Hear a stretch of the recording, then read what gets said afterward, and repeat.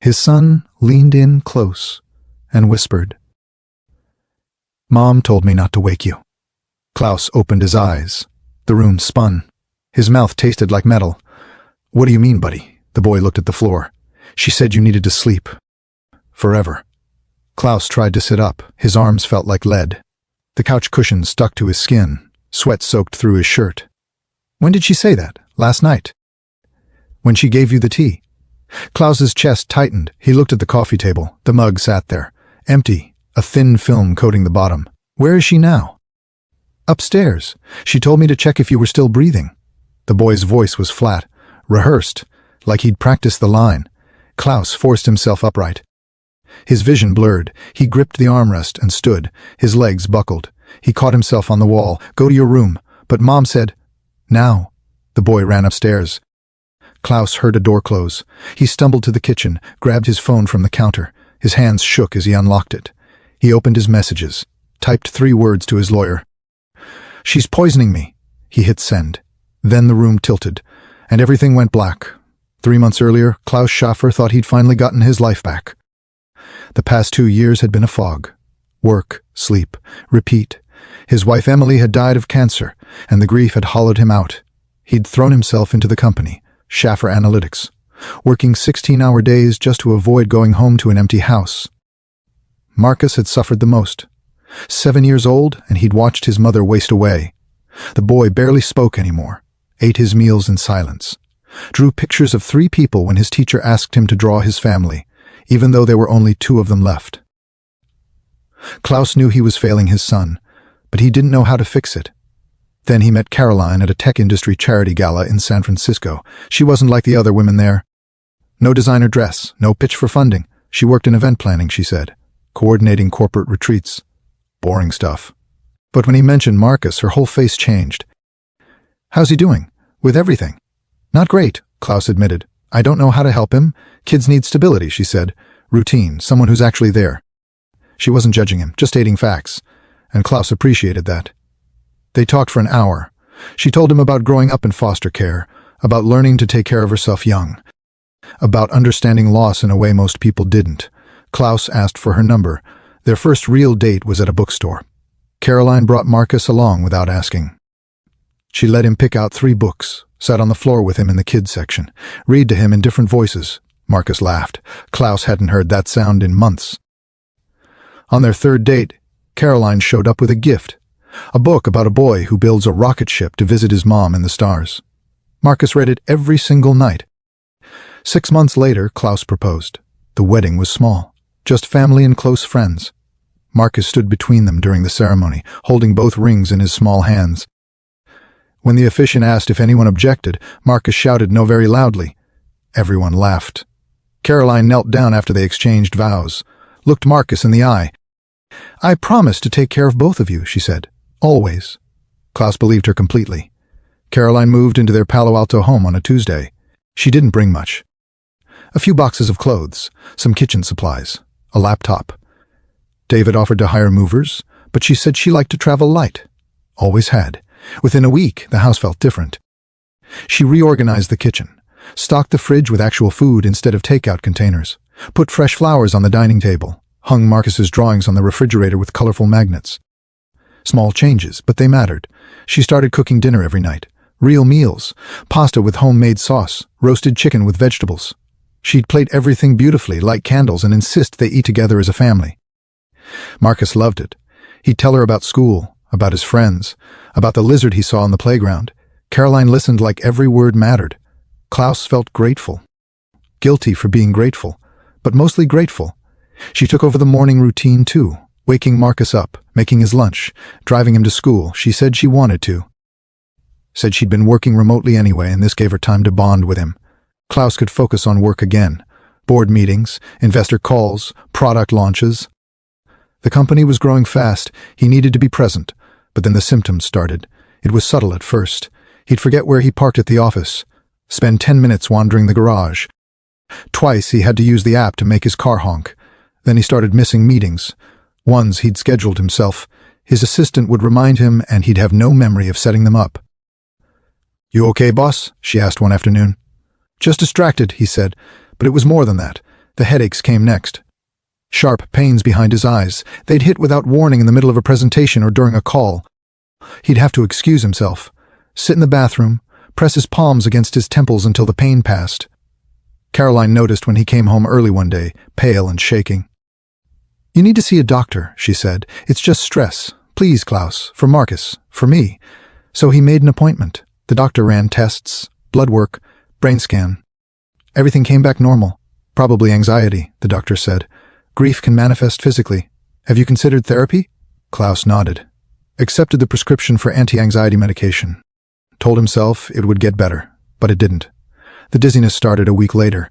He'd stand up, and the floor would tilt. The walls would shift. He grabbed onto furniture. Door frames, anything solid. Caroline found him one morning gripping the bathroom sink, sweat dripping down his face. He'd tried to shower and nearly collapsed.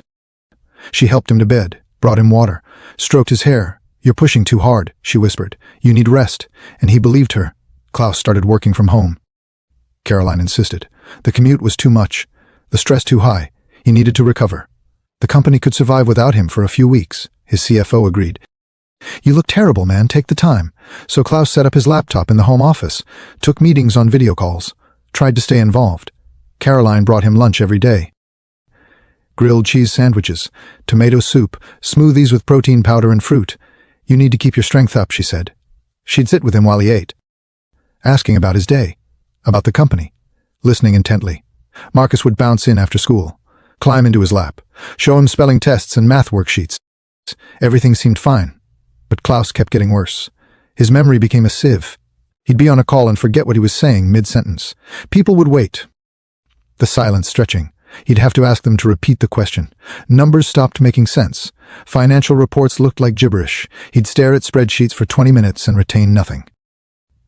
His hands shook constantly now. He spilled coffee, dropped his phone, knocked over a glass of water during dinner.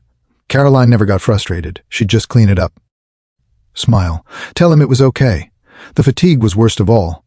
He'd sleep 9 hours and wake up exhausted. Fall asleep at his desk, nod off during meetings. His board members started asking questions. "Maybe you should take a real break," his VP suggested. "Let us handle things for a while." Klaus agreed. What choice did he have? Caroline made him chamomile tea every night. Said it would help him sleep better. He drank it gratefully, and every morning he woke up feeling worse. One Tuesday, 3 weeks after he started working from home, Klaus didn't wake up at all. Caroline found him on the couch at noon, unresponsive, barely breathing. She called 911, rode with him in the ambulance, held his hand in the emergency room, and when the doctors asked what happened, she cried and said she didn't know. "He's been so stressed," she told them. "So anxious. I've been trying to help, but nothing works." The doctors nodded sympathetically, ran their tests, and found something. Klaus woke up to fluorescent lights and the smell of disinfectant. His mouth was dry. And 4 line ran into his left arm. Monitors beeped steadily beside the bed. A nurse appeared. "You're awake. Good. How do you feel?" "Confused," Klaus managed. "What happened?" "You collapsed. Your wife called an ambulance. You've been here for 2 days. 2 days. Caroline appeared in the doorway. Her eyes were red, hair pulled back in a messy bun. She rushed to his side. "Oh, thank God," she breathed. "I was so scared." Klaus tried to piece together what happened. He remembered working, drinking tea, feeling tired. Then nothing. The doctor came in an hour later, a woman in her 50s with kind eyes and a serious expression. "Mr. Schaffer, we need to talk about your test results." Klaus nodded. "We found high levels of benzodiazepines in your system. Sedatives. Far more than what was prescribed to you. I only take what the doctor gave me," Klaus said. "For anxiety," the doctor frowned. "This amount would require multiple pills per day. For weeks. Are you sure you haven't been taking more?" "I'm sure." The doctor glanced at Caroline. Then back at Klaus. "Mr. Schaffer, these levels suggest someone has been giving you additional medication without your knowledge." The words hung in the air. Klaus's chest tightened. His mind raced. Caroline squeezed his hand. Who would do that? Why? But Klaus knew. He looked at her. Really looked at her. The concern on her face. The tears in her eyes. The perfect mask. And he knew. That night, after Caroline left to take Marcus to her mother's house, Klaus called his lawyer. "Martin, I need help." He told him everything. The timeline, the symptoms, the tea, the smoothies, the meals she prepared. The fact that she was always there, always watching, always caring. His lawyer listened in silence. Then you need to file a police report, get a restraining order, get out of that house. I don't have proof, Klaus said. Just suspicion. The hospital has proof, the toxicology report. It's not enough. She'll say I was taking pills myself, that I'm paranoid, mentally unstable. Then get evidence. Hidden camera, voice recorder, something concrete. Klaus thought about Marcus, about what this would do to him. But he thought about survival more. Okay, he said. I'll get proof. 2 days later, Klaus checked himself out of the hospital against medical advice. Caroline picked him up, drove him home, made him soup, tucked him into bed, and Klaus pretended everything was fine. Klaus stopped drinking the tea. He'd pour it down the sink when Caroline left the room, dumped the smoothies in the backyard garden, eat only food he made himself or ordered from restaurants when she wasn't home. Within 3 days, the fog started to lift. His headaches faded. His hands stopped shaking. He could think clearly for the first time in weeks. He ordered a hidden camera online, disguised as a smoke detector, installed it in the kitchen while Caroline was at the grocery store with Marcus. Then he waited. 3 nights later, he watched the footage on his laptop. Caroline stood at the counter at 11 p.m. The kitchen was dark except for the stove light. She opened a prescription bottle, Klaus's prescription bottle, tipped 4 pills into a mortar and pestle, ground them into fine powder. She stirred the powder into a mug, added hot water, a tea bag, honey. She set it on the counter to cool. Then Marcus walked in, rubbing his eyes, wearing dinosaur pajamas. "Mommy, what are you doing?" Caroline didn't startle. She knelt down, smiled, making Daddy's special tea, sweetheart, the kind that helps him sleep. Why does Daddy sleep so much? Because he's very tired. He works very hard, and soon he'll be so tired he'll sleep forever. Forever. Like Mommy Emily, Caroline said gently. He'll go be with her, and then it will be just you and me. Won't that be nice? Marcus thought about this, then nodded. Okay, can you keep it a secret? Our special secret? Okay, Mommy. Caroline kissed his forehead, sent him back to bed. Then she carried the mug upstairs. Klaus's hands shook as he watched. Bile rose in his throat. He saved the video, backed it up to 3 different cloud services, sent copies to his lawyer, his assistant, his brother. Then he packed a bag. But when he opened the bedroom door, Caroline was standing there in the hallway. She looked at the bag, then at him. She smiled. Going somewhere, Klaus? He tried to push past her. She didn't move. You know, don't you? She said. Not a question. A statement. Klaus saw the knife in her hand. Kitchen knife. 8-inch blade. He ran, made it to the stairs. She grabbed his shirt. He jerked away, stumbled down the steps. His legs still weak from weeks of poisoning. He reached the front door, grabbed the handle. Locked. She'd locked it from inside, hidden the key. Klaus spun around. Caroline was walking down the stairs slowly. No rush. She had all the time in the world. Marcus stood at the top of the landing, watching. "Marcus!" Klaus shouted. "Call 911 right now, please." But the boy didn't move. "Mom said you're sick, Daddy. Mom said you need help."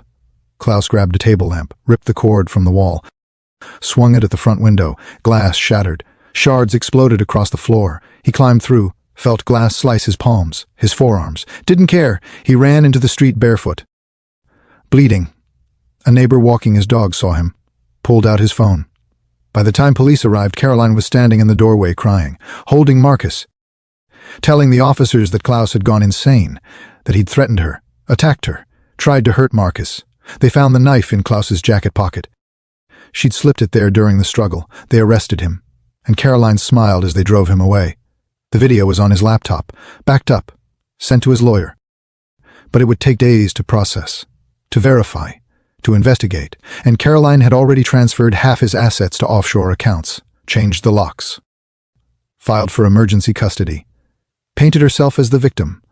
By the time the truth came out, she'd be gone, and Marcus would be left behind, believing his father was the monster, believing his mother when she whispered at night that some people just can't be saved, that some people need to sleep forever, just like Daddy.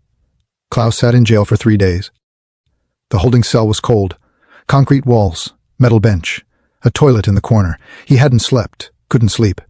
Every time he closed his eyes, he saw Marcus standing at the top of the stairs, watching, silent. His lawyer Martin came on day 2.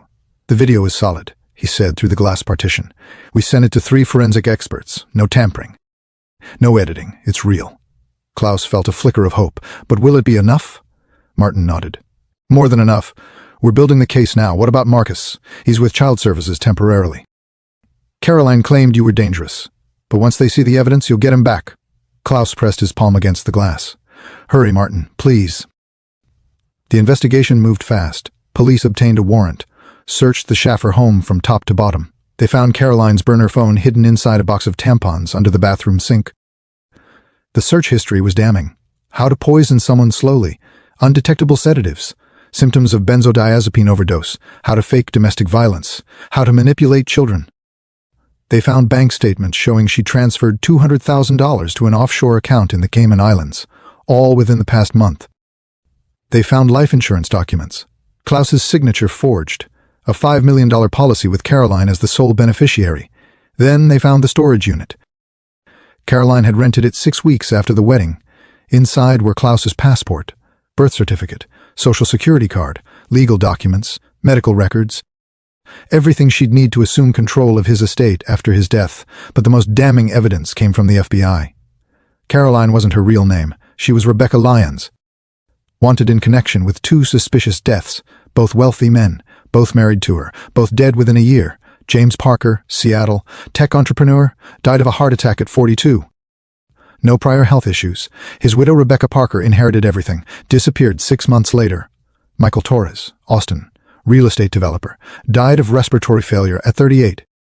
His widow Rebecca Torres inherited his properties, sold them all, vanished. The pattern was clear. She was a black widow, and Klaus was supposed to be her 3rd victim. On the 4th day, the charges against Klaus were dropped. Caroline was arrested at San Francisco International Airport, boarding a flight to Mexico City. One-way ticket, cash purchase. She didn't resist, didn't cry, didn't ask for a lawyer. She just smiled, like she'd already won something no one else could see. 6 months later, Klaus stood outside a small brick building in downtown Palo Alto. The sign read Family Therapy Associates. He took a deep breath, checked his watch. 3 o'clock. Inside, Marcus sat in a waiting room chair, kicking his feet, staring at the floor. He didn't look up when Klaus walked in. "Hey, buddy," Klaus said softly. Silence. They'd been doing this twice a week for months. Court-ordered therapy. Father and son. Working through trauma. Marcus hadn't spoken to him once. The therapist, Dr. Harris, appeared in the doorway. "Ready?" They followed her into a small office. Soft lighting, comfortable chairs. Toys in the corner. A whiteboard with colorful markers. Marcus sat as far from Klaus as possible. Dr. Harris settled into her chair. "How was your week, Marcus?" The boy shrugged. "Did you do anything fun?" Another shrug. Klaus's chest ached. He'd gotten his son back.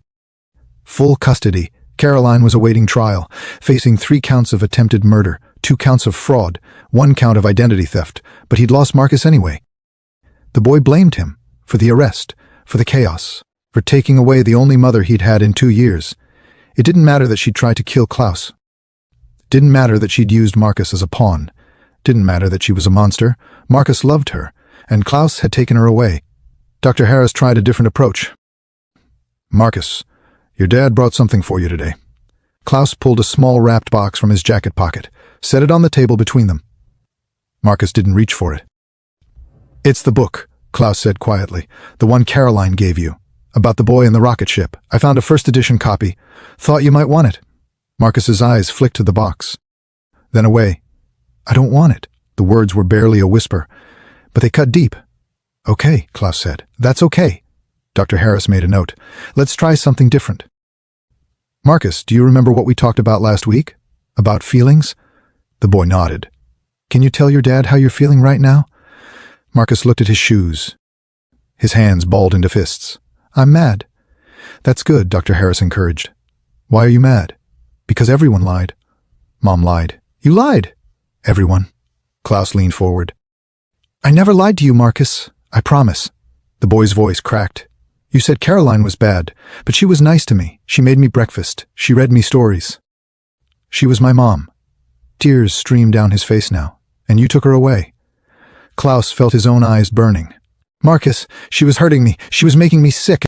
If I hadn't stopped her, I would have died. Do you understand that?"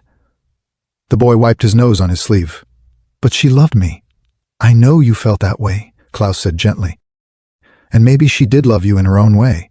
But she was also using you to hurt me, and that's not okay. Marcus finally looked at him, his eyes red and swollen. "I told you not to wake up." "I know. She said if you didn't wake up, we could be happy." Klaus swallowed hard. "Do you believe that now?" Marcus was quiet for a long time. Then, so softly, Klaus almost missed it. "I don't know. It wasn't forgiveness, wasn't understanding, but it was something. A crack in the wall. They sat in silence.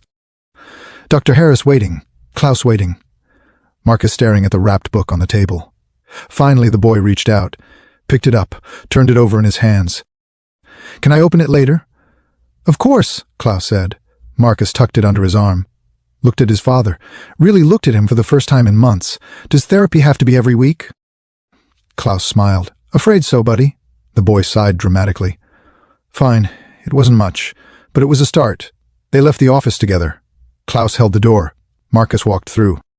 Didn't take his hand, but didn't pull away when Klaus rested a palm on his shoulder. Outside, the sun was setting. Golden light spilled across the sidewalk. Klaus had sold the Palo Alto house. Too many ghosts. They lived in a smaller place now, a condo near the park. 2 bedrooms, less space, but it felt safer somehow.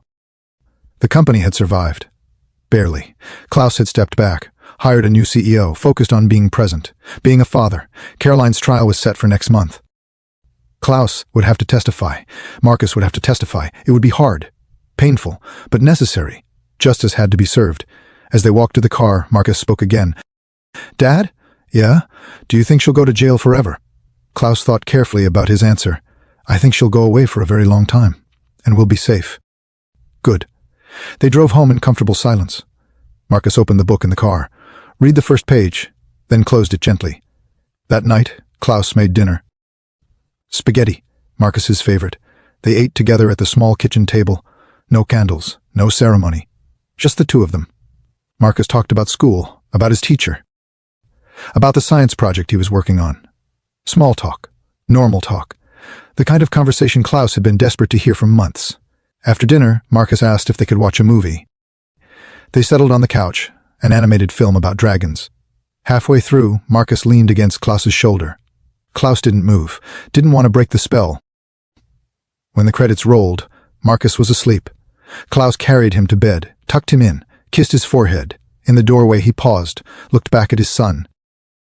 At the gentle rise and fall of his chest.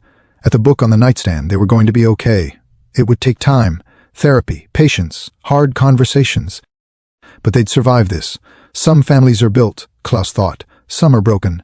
Theirs would have to be rebuilt, one day at a time. He turned off the light, closed the door, and for the first time in months, Klaus Schaffer slept through the night.